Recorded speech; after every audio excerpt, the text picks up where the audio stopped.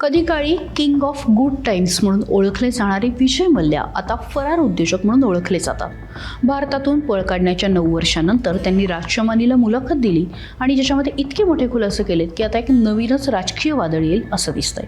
यातला सगळ्यात धक्कादायक खुलासा म्हणजे 2008 साली ते आर्थिक संकटात असताना तत्कालीन केंद्रीय अर्थमंत्री प्रणब मुखर्जींना ते भेटले होते आणि व्यवसाय थांबवायची तयारी सुद्धा दाखवली. पण सरकारकडून व्यवसाय चालू ठेवण्यास सांगण्यात आलं.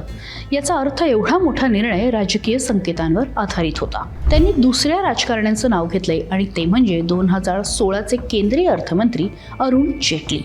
याबद्दल मल्ल्या म्हणाले की 2016 मार्चमध्ये मी भारत सोडण्यापूर्वी केंद्रीय अर्थमंत्री अरुण जेटली यांना सांगितलं होतं की ही माझी पूर्वनियोजित जेनेवा भेट आहे आणि त्यानंतरच मी पार्लमेंटकडून एअरपोर्टला गेलो. या मीटिंगबद्दल जेटली यांनी बोलणं टाळलं, पण एका काँग्रेसच्या खासदाराने आम्हाला एकत्र बघितलेलं मीडियामध्ये सांगितलं सुद्धा आहे.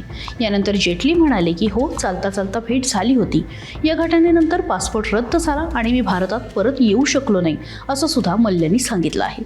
या दोन्ही घटनांमधून मल्ल्या यांनी काँग्रेस आणि भाजप यांच्यावरती गंभीर राजकीय आरोप केलेत आणि त्याचे राजकीय पडसाद आता काय उमटतात हेच बघावं लागेल.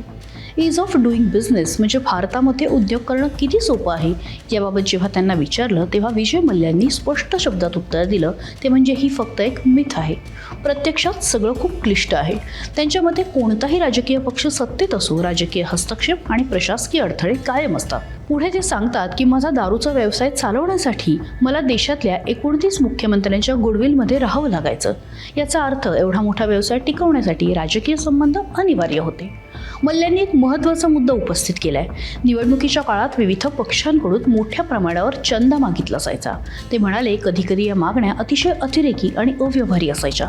त्यामुळे निवडणुकांच्या काळात मी देशाबाहेर जायचो कारण मी सहज उपलब्ध राहू नये.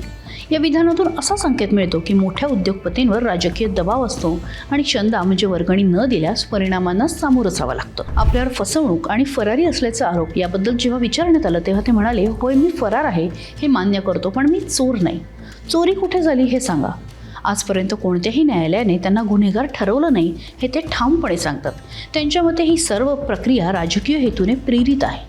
ते भारतात यायला कधीही तयार आहेत, पण न्याय सुनावणी आणि सन्मानाने वागणूक या अटींसह.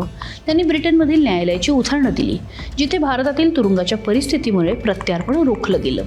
मल्ल्यांच्या वक्तव्यांमधून असं चित्र उभं राहतं की भारतात उद्योग करणं म्हणजे केवळ बाजारपेठेत टिकून राहणं नाही, तर राजकीय जाळ्यातून सुद्धा मार्ग काढणं आहे. त्यांच्या विधानावर विश्वास ठेवावा की नाही हा वेगळा मुद्दा आहे, पण ही मुलाखत नक्कीच आपल्याला विचार करायला भाग पाडते. याबद्दल तुम्हाला काय वाटतंय कमेंट बॉक्समध्ये सांगा. तशाच अपडेट बघण्यासाठी, इंटरेस्टिंग बातम्या बघण्यासाठी सरकारनामाला आणि सकाळला फॉलो करायला विसरू नका.